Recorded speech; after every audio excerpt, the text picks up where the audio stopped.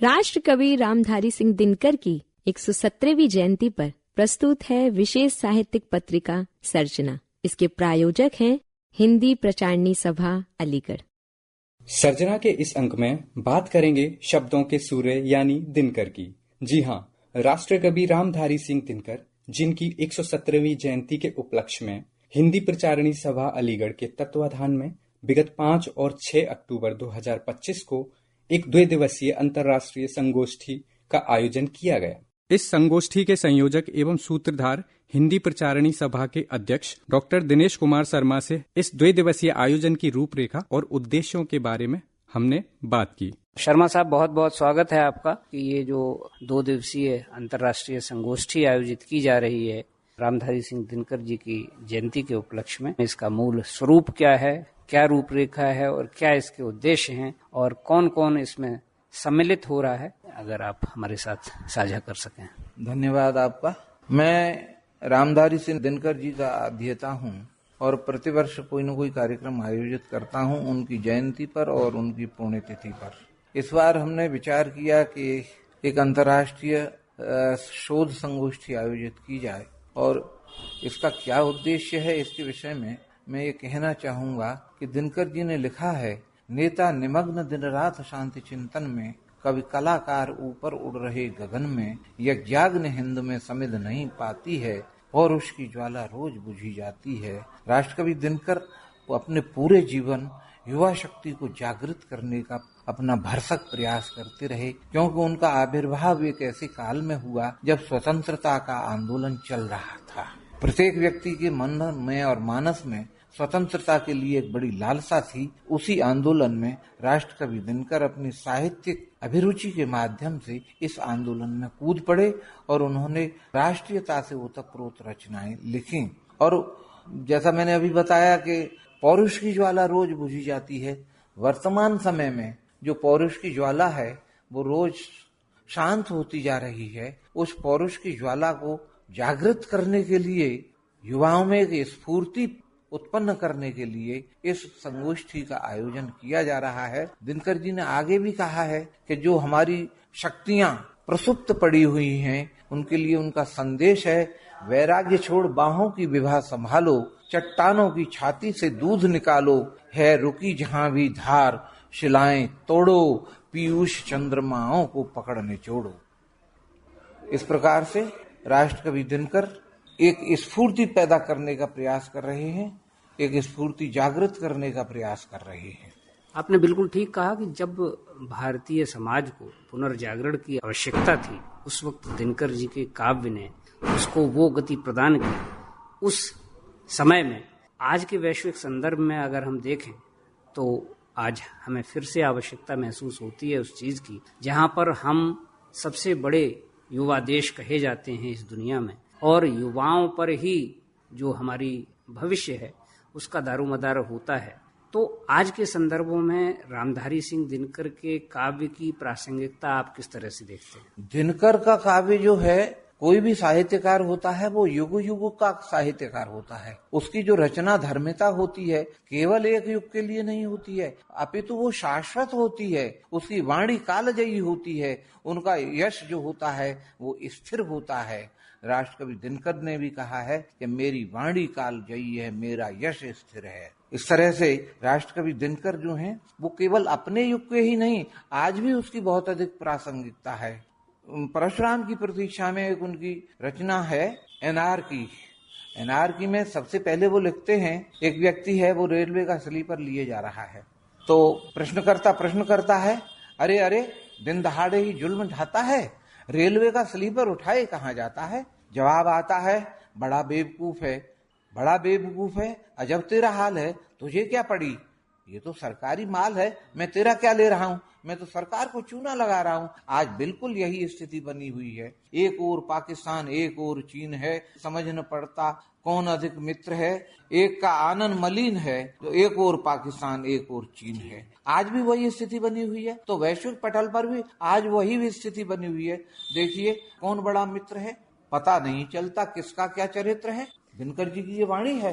यही सब बातों को जागृत करने के लिए, समाज में एक चेतना देने के लिए साहित्यकार ने साहित्य किया है और उसी साहित्यकार से अनुप्राणित होकर के हमने यह कार्य किया है। तो इस संगोष्ठी के बारे में कुछ बताएं कि कितने सत्र हैं और कौन कौन इस सत्र ये अंतर्राष्ट्रीय संगोष्ठी है।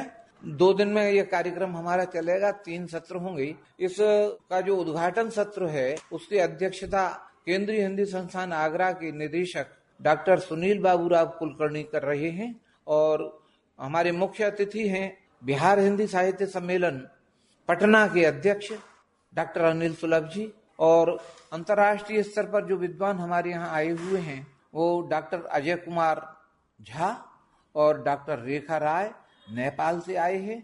बहुत अच्छा उनका अध्ययन है दिनकर जी के विषय पर। और हमारे यहाँ जो भी विद्वान वक्ता आए हैं अथवा पार्टिसिपेंट आए हैं वो सब ऐसे व्यक्ति हैं जिनका साहित्य से विशेष लगाव है और वो साहित्य से अनुप्राणित होकर आगे कुछ कार्य करेंगे। यही हमारा मूल उद्देश्य है। SJD memorial senior secondary school Aligarh में आयोजित यह समारोह दिनकर के काव्य, चिंतन और राष्ट्र प्रेम की नई व्याख्या का मंच बना। विषय था दिनकर के काव्य में सांस्कृतिक नवजागरण। कार्यक्रम का शुभारंभ 5 अक्टूबर की सुबह दीप प्रज्वलन और सरस्वती वंदना के साथ किया गया।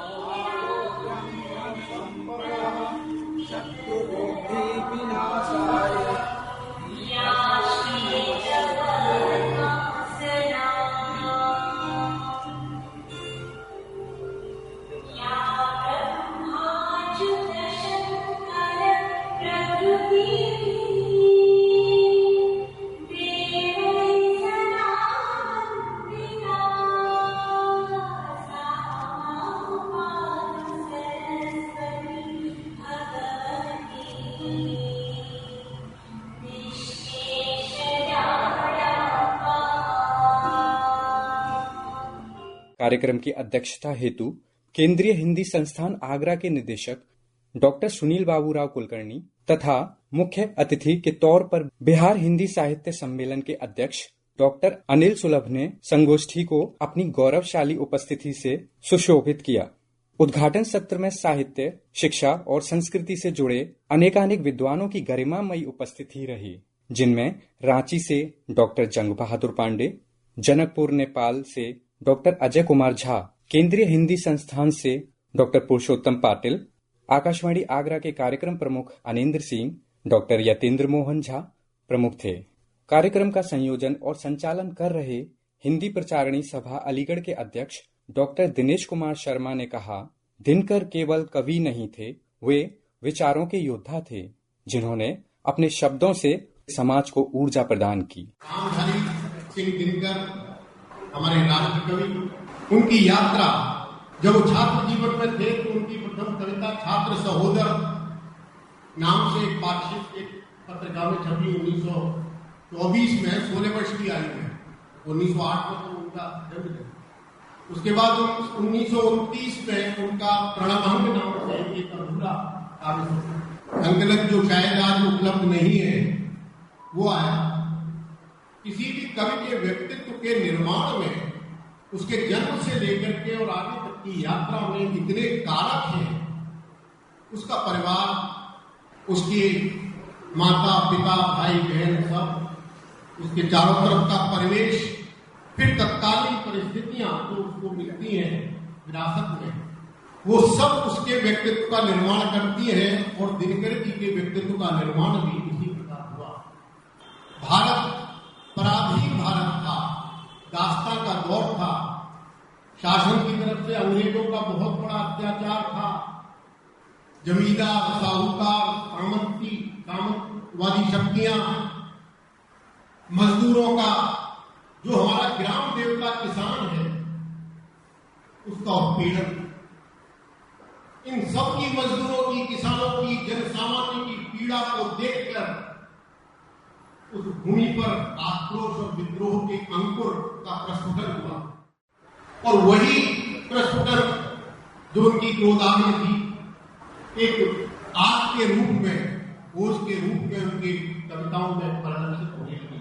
आज दिनकर जीवित है, जो अगर यात्रा देखें तो इस क्रम में अनेक अन्य विभूतियां भी हैं सबका अपना अपना अलग स्थान है साहित्य में, लेकिन दिनकर की विशेषता यह है कि दिनकर का विषय वस्तु उस छायावाद से जहां हमारे अन्य कवि खड़े हुए हैं, एक यथार्थ भूमि पर जन सामान्य की पीड़ा के साथ दिनकर वहां खड़े हुए।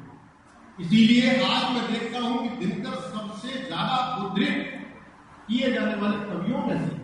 कार्यक्रम में मुख्य वक्ता के रूप में पधारे रांची विश्वविद्यालय में पूर्व डीन डॉक्टर जंग बहादुर पांडे ने दिनकर और सांस्कृतिक पुनर्जागरण विषय पर अपनी बात रखते हुए कहा कि दिनकर के शब्दों में भारतीय आत्मा की गूंज है। वे व्यक्ति नहीं, विचारधारा है। दिनकर की कविता आग की कविता है, क्रांति की कविता है। दिनकर ने स्वाधीन भारत के लिए अपनी कविता में जो आग उड़ेला है वह बेमिसाल है और निरंतर वे भारत माँ को आजाद करने के लिए अपनी कविताओं के माध्यम से जनता जनार्दन को जगाते रहे। सरकारी दिनकर की यात्रा बरहिंगा उच्च विद्यालय के प्रधानाध्यापक पद से शुरू हुई थी, फिर युद्ध प्रसार में विभाग में कार्य किए, फिर उप निदेशक बने, फिर राज्यसभा के, फिर हिंदी विश्वविद्यालय के 50 में प्रोफेसर अध्यक्ष बने, 52 में सांसद बने, 64 में कुलपति बने और फिर कुलपति से इस्तीफा देकर के हिंदी सलाहकार बने। ये कविता के जीवन की दिनकर की रेखाएं हैं। लेकिन जब दिनकर की लेखनी आग उगल रही थी, जिला कलेक्टर ने बुलाकर हिदायत दी थी कि सरकारी मुलाजिम को संभल कर कविता लिखो, जेल की हवा खानी पड़ सकती है। दिनकर ने कहा मुझे जेल की परवाह नहीं, जब तक भारत मां के हाथों में हथकड़ियां हैं मेरी लेखनी आग उगलती रहेगी और उगलती रहेगी। स्वागत गान प्रस्तुत करते हुए ये हैं डॉक्टर नरेंद्र शर्मा नरेंद्र। आज शुभ लग रहा आपका आगमन, मन को महका रहा है सुगंधित पवन, चांद तारों की हमको जरूरत नहीं, यह भवन लग रहा झिलमिलाता गगन, आज शुभ लग रहा आपका आगमन, आपका आगमन, आपका आगमन। हो गए सत्य सपने संजोए थे जो, हो गए अंकुरित बीज बोए थे जो, बन गए हार अब नेह के तार में, प्यार से मन के पिरोए थे जो, अर्घ्य में आपको प्यार के देवता, क्या मैं अर्पण करूं झुक रहे हैं नयन, चांद तारों की हमको जरूरत नहीं, यह भवन लग रहा झिलमिलाता गगन, और तुम मिले तो सफल हो गई साधना, आज पूरी हुई मेरी आराधना, चाहता हूँ मैं अब अपने भुजपाश में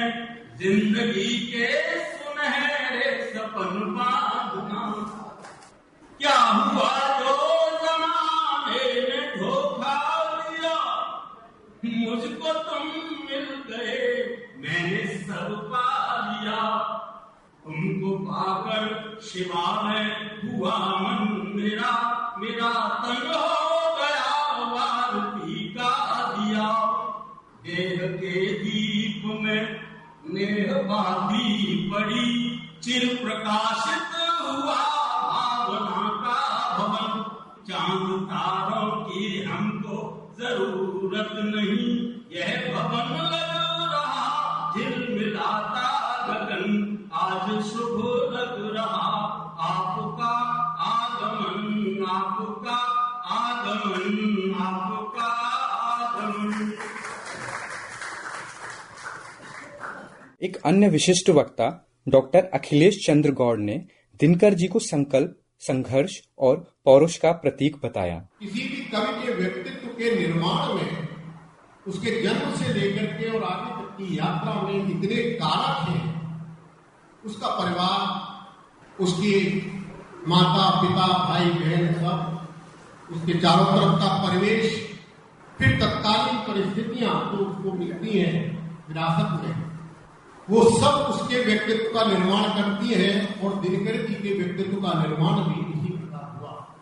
भारत पराधीन भारत था, दास्तां का दौर था, शासन की तरफ से अंग्रेजों का बहुत बड़ा अत्याचार था, जमींदार साहूकार कामतवादी शक्तियां, मजदूरों का, जो हमारा ग्राम देवता किसान है उसका उत्पीड़न, जो दिनकर का हृदय बड़ी सुकोमल और उदार भावनाओं से जो हृदय की भूमि सिंचित थी, इन सब की, मजदूरों की, किसानों की, जन सामान्य की पीड़ा को देखकर उस भूमि पर आक्रोश और विद्रोह के अंकुर का प्रस्फुटन हुआ। और वही प्रस्फुटन जो उनकी गोदावरी थी, एक आग के रूप में, ओस के रूप में उनकी कविताओं में परिलक्षित होने लगी। दिनकर की भाषा आज दिनकर जीवित है। जो अगर यात्रा देखें तो इस क्रम में अनेक अन्य विभूतियां भी हैं, सबका अपना अपना अलग स्थान है साहित्य में। लेकिन दिनकर की विशेषता यह है कि दिनकर का विषय वस्तु उस छायावाद से, जहां हमारे अन्य कवि खड़े हुए हैं, एक यथार्थ भूमि पर जन सामान्य की पीड़ा के साथ दिनकर वहां खड़े हुए। इसीलिए आज मैं देखता हूं कि दिनकर सबसे ज्यादा उद्धृत किए जाने वाले कवियों में से। दिनकर ने लिखा है, मुझको न याद में से नहीं, कब अमर व्यथा का पान किया, मुझको न याद किससे मैंने इस अमर कथा का पान किया। दुनिया कहती है गीत जिसे, दुनिया कहती है गीत रुदन कर, मैंने साँझ बिहान किया। पाली मैंने जो आग लगा, उसको युग का जादू टोना, टूटती नहीं हाँ जला रही दुख के उड़ता कोना कोना। एक अन्य वक्ता केंद्रीय हिंदी संस्थान से पधारे डॉक्टर पुरुषोत्तम पाटिल दिनकर के महाकाव्य रश्मि रथी का उद्धरण देते हुए, जय हो जग में जले जहां भी नमन पुनीत अनल, जय हो जग में जले जहां भी नमन पुनीत अनल को, जिस नर में भी बसे हमारा नमन तेज को बल हो। किसी ग्रंथ पर खिले विभिन्न पर नमस्ते है को, सुधी खोज दे नहीं गुणों का आदि शक्ति का मोह। ऊंच नीच का भेदन माने वही श्रेष्ठ ज्ञानी है, दया धर्म जिसमें हो सबसे वही पूज्य प्राणी है। छत्र वही भरी हो जिसमें निर्भयता की आग, सबसे श्रेष्ठ वही ब्राह्मण थे वो जिसमें तप त्याग। जाति व्यवस्था तो काल्पनिक, कर्माधारित हमारी सारी सनातन समाज और सारी परंपरा रही है। जो जैसा कर्म करता था वही सम्मान से समाज ने दिया। तेजस्वी सम्मान खोजते नहीं लोग रसदार, पाते हैं जग में प्रशस्ति अपना कर्तव्य दिखला के। हीन मूल की ओर देख कर जग गलत कहे या ठीक, वीर खींच कर ही रहते हैं इतिहासों में। जिसके पिता सूर्य थे माता कुंती सती कुमारी, उसका पालन हुआ धार पर बहती हुई पिटारी। सूत वंश में पड़ा चखा भी नहीं जरने का शीर, निपटा कर्ण सती योगों में तत्वी अद्भुत वीर। तन से समर शूर मन से भाव स्वभाव से दानी, जाति गोत्र का नहीं शील का पौरुष का अभिमानी। ज्ञान शास्त्रार्थ शास्त्र का कर समय अभ्यास, अपने उनका किया करने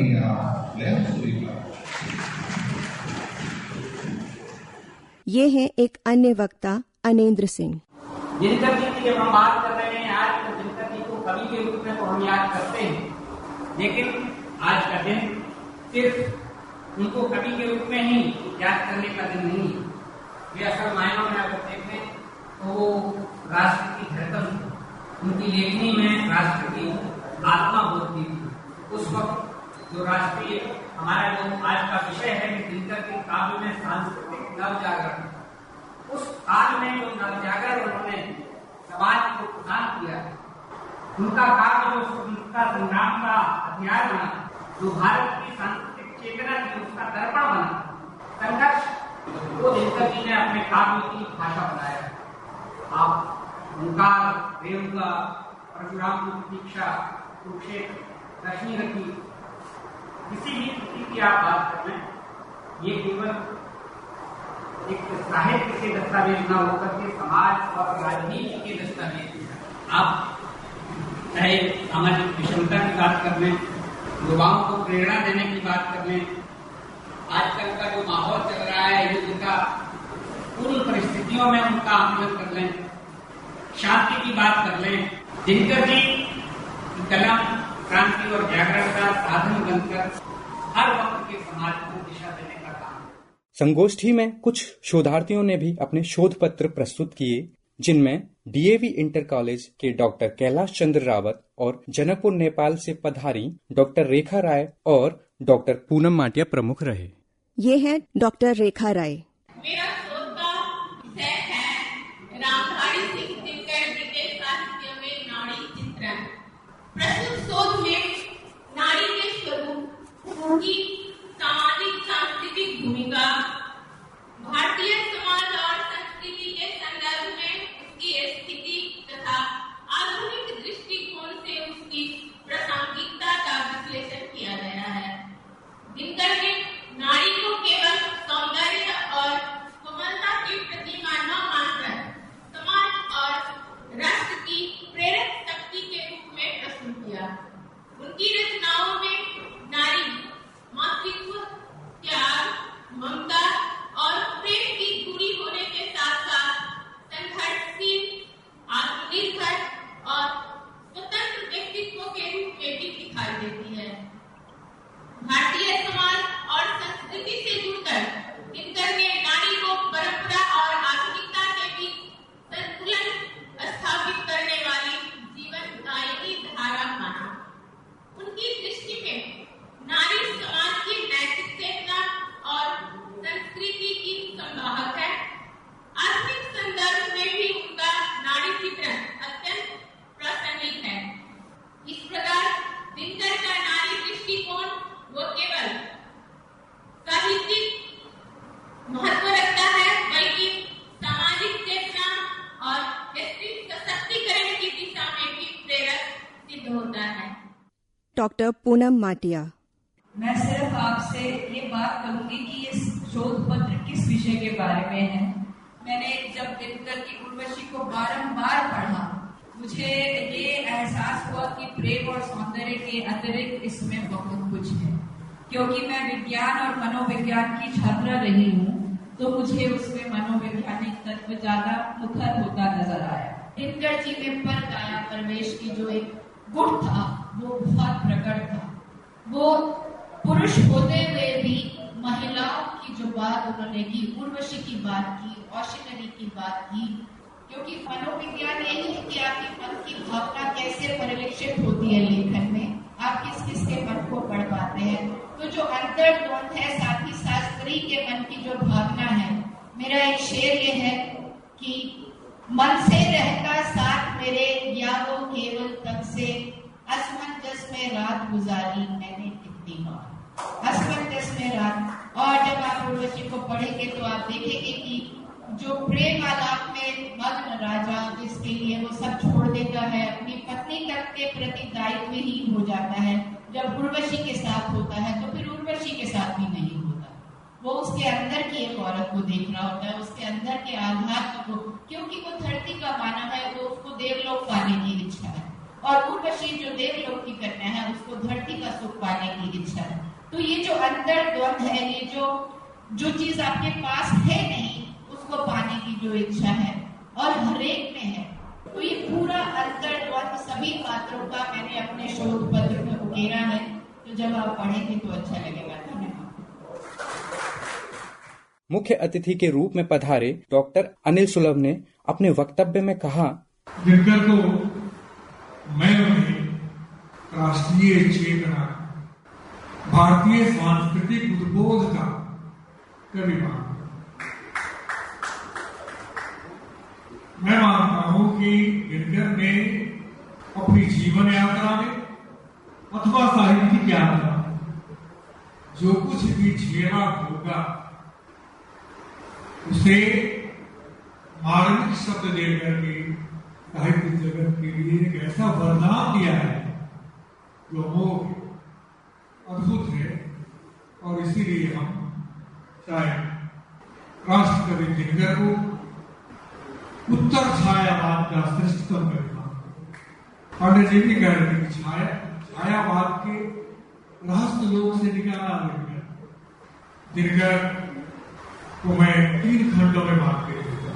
उनका कैशोर्य और युवावस्था, एक प्रौढ़ावस्था और प्रौढ़ेतर अवस्था। हर कवि के जीवन में आता, हर साहित्यकार के जीवन में आता, हर व्यक्ति के जीवन में। तो किशोर वय में वह रात की चेतना से अभिभूत है, वो प्रेम में अभिभूत और उर्वशी वह देवलोक की अप्सरा नहीं है, तो उनके उर्व में बसी ही हुई है उर्वशी। और उस उर्वशी के माध्यम से प्रेम के वे तत्वों को रखते हैं जिसके बारे में माटिया जी अपने चिंतन में विश्वोध पत्र में प्रस्तुत करने की मुझे आपने उतना प्रश्न किया। प्रौढ़ अवस्था में वो भारत की सांस्कृतिक चेतना पर चिंतन करते हैं, मनन करते हैं। वो राष्ट्र के गौरव को ढूंढते, वो भारत की खोज करते, भारत की सांस्कृतिक विरासत का अध्ययन करते। द्वितीय सत्र की अध्यक्षता की डॉक्टर अखिलेश चंद्र गौड़ ने और संचालन किया प्रोफेसर राजेश कुमार ने। अन्य विशिष्ट वक्ताओं में डॉक्टर देवेंद्र देव मिर्जापुरी, डॉक्टर रेखा कुमारी राय उपस्थित रहे तथा विभिन्न शोधार्थियों द्वारा शोध पत्र प्रस्तुत किए गए। शाम को आयोजित कवि सम्मेलन में अनेक कवियों ने अपने सृजन से श्रोताओं को मंत्रमुग्ध किया, जिसमें दिनकर की कविताओं का सजीव वाचन हुआ। आओ फिर से दिया जलाएं। कवि संगोष्ठी का संचालन प्रदीप कुमार सिंह चौहान ने किया। काव्य संगोष्ठी की अध्यक्षता हेतु डॉक्टर ललित कुमार सिंह ललित तथा मुख्य अतिथि के रूप में डॉक्टर अनिल सुलभ की गरिमामयी उपस्थिति रही।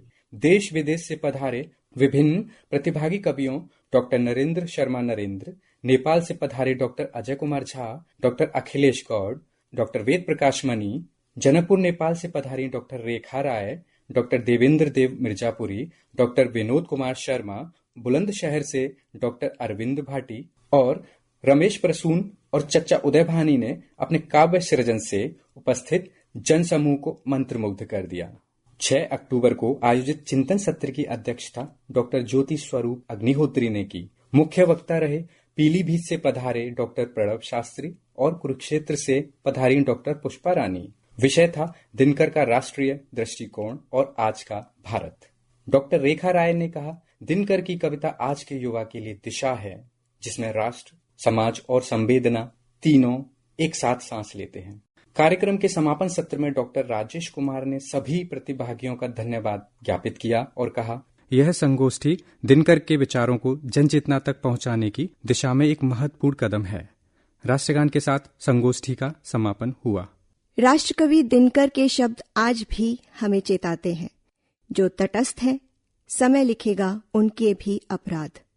उनका जीवन हमें सिखाता है कि कविता केवल शब्द नहीं, समाज का दर्पण और दिशा दोनों है। आज की साहित्यिक पत्रिका में इतना ही। धन्यवाद। अभी आप सुन रहे थे राष्ट्रकवि रामधारी सिंह दिनकर की 117वीं जयंती पर विशेष साहित्यिक पत्रिका सर्जना। इस कार्यक्रम के प्रायोजक थे हिंदी प्रचारणी सभा अलीगढ़। इस कार्यक्रम के हेतु प्रस्तुति एवं संयोजन रहा अनेंद्र सिंह का। ध्वन्यांकन व संपादन सहयोग सुनील श्रोती और नगमा का। वाचन स्वर रहे गरिमा शाक्य व सुनील श्रोती के।